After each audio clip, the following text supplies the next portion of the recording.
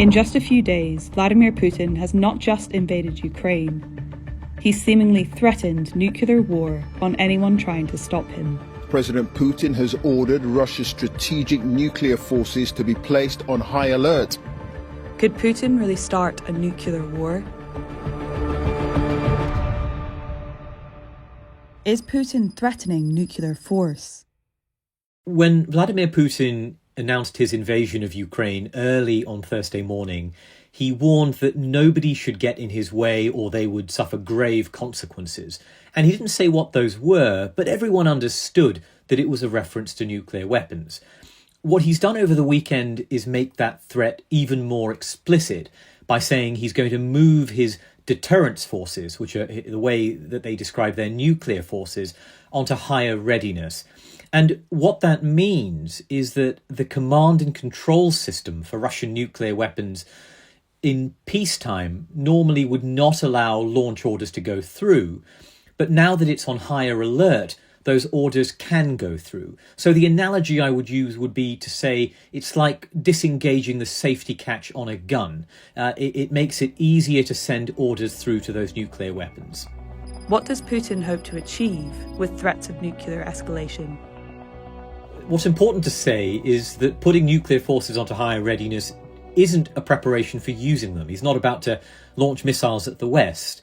What the purpose is to say, don't get in my way as I do this invasion of Ukraine, because who knows where it'll end up. The risks are so high. He's manipulating the risk of this conflict to try and deter the West from getting involved. And of course, it is involved. It's been sending weapons, arms, anti-tank weapons, ammunition to Ukraine. And I think that one of Putin's objectives is to say, you're playing with fire, stay out of my way, or who knows where it could all end up. How has the West and NATO responded so far? NATO has said that Putin's escalation is irresponsible. The West has said that these are reckless actions. In fact, many experts have said that as well, because, of course, whenever you put nuclear forces onto higher readiness, that does carry the risk of nuclear launches being easier to achieve. But what the West hasn't done, importantly, is respond in kind. It hasn't said it's putting its own nuclear forces onto higher alert. And indeed, it doesn't need to, because America, Britain and France, the three nuclear-armed powers in the NATO alliance, all have nuclear-armed submarines that patrol the oceans around the world, hidden under the sea at all times. In other words, weapons that can't be found, weapons that can't be taken out. And so they're always ready and able to respond.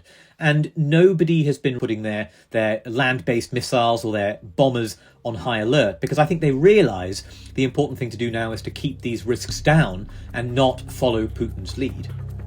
Are Putin's threats posturing or a real danger?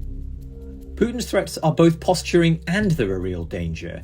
They're a real danger because, of course, nuclear weapons are serious things. They're weapons that can cause the annihilation of the entire planet as we know it. And although the risk of an accidental or unauthorized launch are very low indeed, with nuclear weapons people tend to be extremely cautious.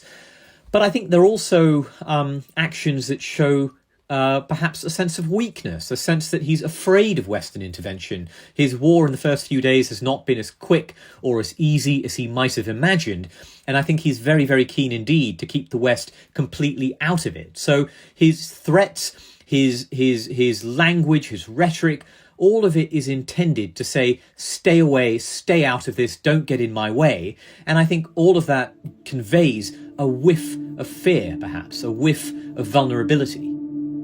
What does NATO need to do now? And how critical are the next few weeks? This is a very tense moment. It's probably the most tense moment in European security for a generation, because it's a huge land war right on the edge of NATO's territory. And I think everyone appreciates the risks are incredibly high. Both sides right now are feeling out how far the other side might be willing to go. The approach the West has taken so far is to say these threats are going to be taken seriously, but we're not going to back down. We're going to keep providing arms. We're going to keep applying heavy sanctions that are annihilating Russia's economy right now. And we're going to keep supporting the Ukrainians in their resistance against Russia. But I think there's also a recognition at the same time that people have to think about potential off-ramps. People have to think about potential diplomacy. For example, like the meeting between Ukrainian and Russian officials that took place on the border with Belarus in the last couple of days. Could Putin really start a nuclear war? I don't think there's any reason to think that Vladimir Putin wants to start a nuclear war, or that he would be willing to do so given that his own country, his own regime, his own leadership, but his own people would be killed in a response, because that's the reality of modern nuclear weapons.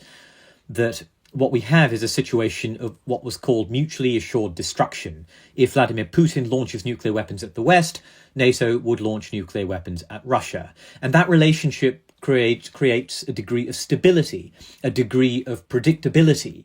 What's important to remember is that the deliberate initiation of a nuclear war isn't the only scenario we ought to be concerned about. In a situation where you have a huge conflict in Ukraine, lots of NATO activity and America and other countries reinforcing Eastern Europe with thousands of new troops, warships in the Black Sea in close proximity, accidents can happen. And those accidents could, in theory, spiral into armed conflict, and armed conflict can result in exchanges of nuclear forces.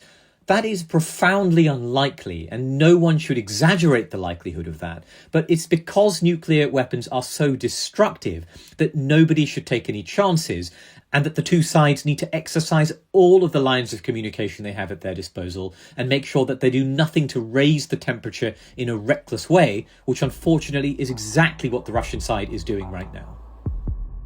Thank you for watching. For all our coverage on the war in Ukraine, please click on the link. And don't forget to subscribe.